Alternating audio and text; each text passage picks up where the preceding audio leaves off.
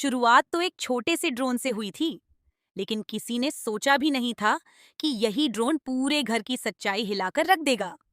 सब लोग यही समझ रहे थे कि शायद कोई कस्टमर अपना सामान भूल गया होगा, लेकिन जैसे ही उस लड़के का जिक्र आया जो सिर्फ 1 हफ्ता पहले काम पर आया था और 2 दिन में ही नौकरी छोड़कर गायब हो गया, माहौल अचानक बदल गया। क्योंकि वो कोई और नहीं, रसब था। अरमान के चेहरे पर उस वक्त जो शक दिखाई दिया, उसने हर किसी को सोचने पर मजबूर कर दिया। आखिर ऐसा क्या था इस ड्रोन में जो सीधे रजब तक जा पहुंचा? क्या ये सिर्फ एक इत्तेफाक था या फिर रजब किसी बड़े प्लान पर काम कर रहा था? और सबसे बड़ा सवाल, अगर उसने ये ड्रोन मंगवाया था, तो आखिर क्यों?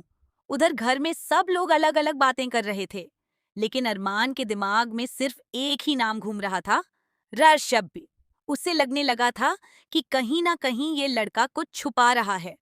लेकिन कहानी में असली ट्विस्ट तब आया जब रजब अचानक सामने आ गया।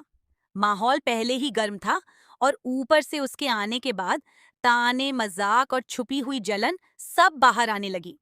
एक तरफ लोग उसे इग्नोर करने की कोशिश कर रहे थे, तो दूसरी तरफ रजब का एटीट्यूड साफ बता रहा था कि उसे किसी की परवाह नहीं।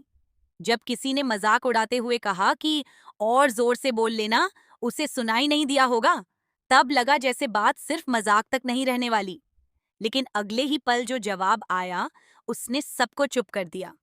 ऋषभ भी मेरे टाइप का नहीं। और फिर ऋषभ का वो जवाब, मैं तुम्हारे टाइप का नहीं हूं ना।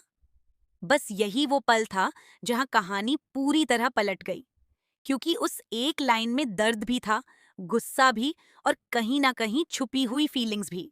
अब सवाल ये है कि क्या रश्मि सच में किसी बड़ी साजिश का हिस्सा है या फिर उसे जानबूझकर फंसाया जा रहा है?